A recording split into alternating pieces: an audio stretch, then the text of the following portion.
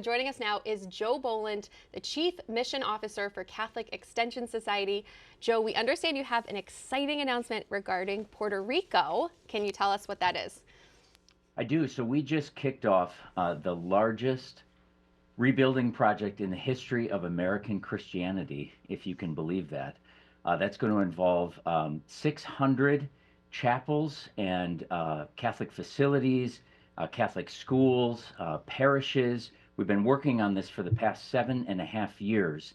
That is going to come with $400 million in disaster relief funds that are going to help get this effort off the ground. We estimate that 7,000 jobs will be created just on the reconstruction phase alone. Not speaking about what happens then when these facilities are actually completed in Puerto Rico, the ones that were damaged by all of these disasters starting 7.5 years ago, beginning with Hurricane Maria, will have restored Catholic schools that'll house, thousands of children. And we really believe that the role of the church in Puerto Rico will touch the lives of several million people. So this is a big deal for us. We had workers on site earlier this week. I was down in Puerto Rico, and this is a big moment for the island. And we're happy to see 7.5 years after Hurricane Maria that finally we're able to take this very, very important step. So we're very excited. Joe, great to be with you again. Great to see you. And how easy it is for us to forget when tragedy strikes, and we move on because the news cycle being what it is. So God bless you and all of those who work with you for this tremendous work. And thanks for the announcement. And even though the island of Puerto Rico is getting $400 million in funding from FEMA, obviously it's not enough to repair all of the damage explicitly to Catholic churches and schools. So how can our viewers partner with you, join hands with you, and help? Yeah. So that's right. So this $400 million will obviously go a long way.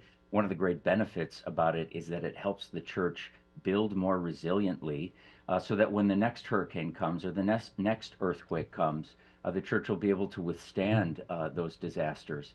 But there is a local cost share. There's an unfunded portion of what the church needs to raise. And for some of the poorest communities in Puerto Rico, where I might remind the viewers, almost half of the population lives below poverty.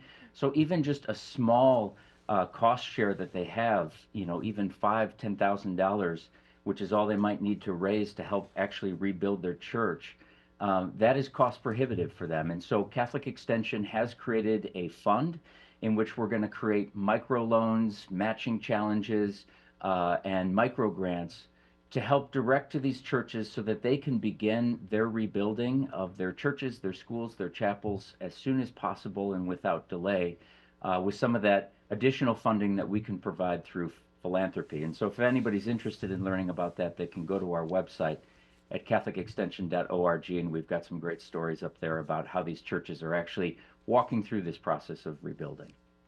Yeah, and Joe, once the project starts, how long is it going to take? Can you even know at this point? I know you said it's like 600 structures. It is. So our best estimate is about 5 to 7 years. And I know that seems like a long period of time, but we've been working at this now for 7.5 years.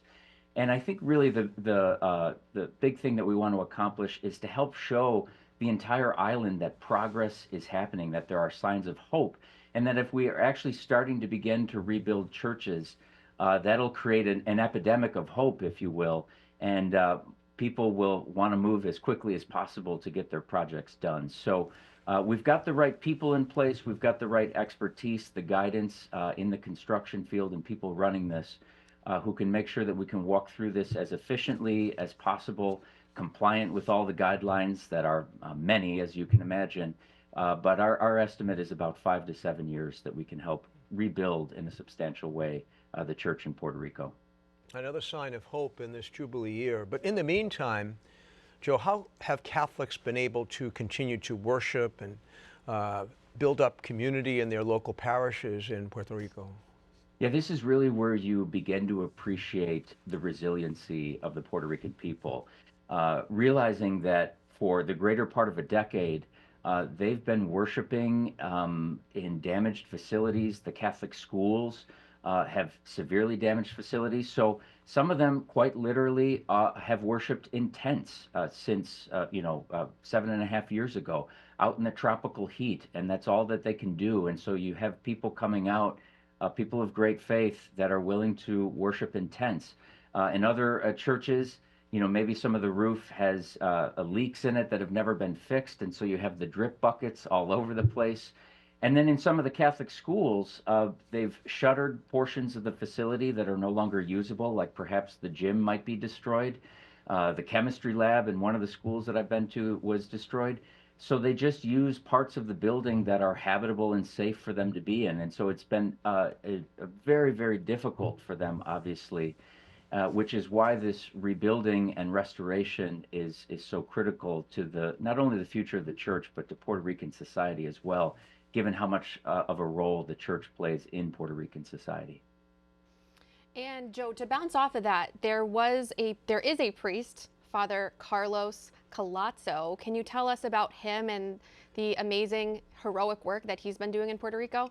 Yeah, there's heroes abound in Puerto Rico, and one of the most impressive things that we've seen is this young generation of priests who have really come of age and been ordained in the last 10 years, especially, and their priestly identity has been forged in this era of extreme difficulty and suffering.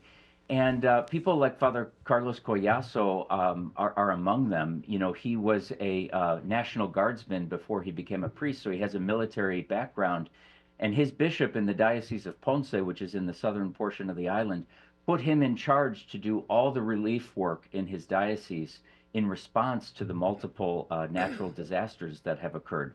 So the minute he assigned him to that, in a 5-year period, Father Carlos had to respond to Hurricane Maria, and then devastating earthquakes, then the pandemic, then another hurricane came, which brought mudslides and destroyed people's homes. And he has gathered volunteers and people of goodwill all around him to help make sure that the poor, that the suffering know that the church has not abandoned them. And so it's not just priests like him, but they are a shining example of the resiliency of the people, and of just the spirit of generosity of the Puerto Rican people. Even in the midst of great suffering, they respond and care for their neighbor and those who need the help the most.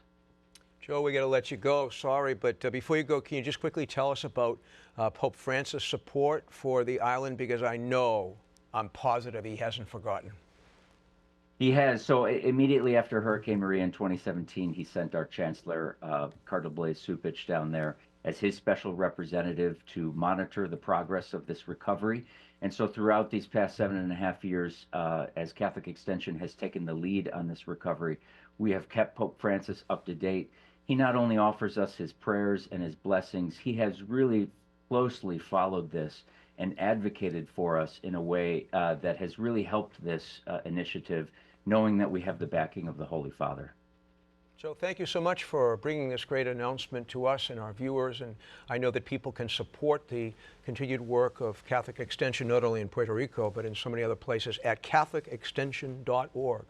Joe, have a great weekend, and God bless you as Easter approaches. Thank you so much for having me. God bless you. Oh, you're welcome. Thank you.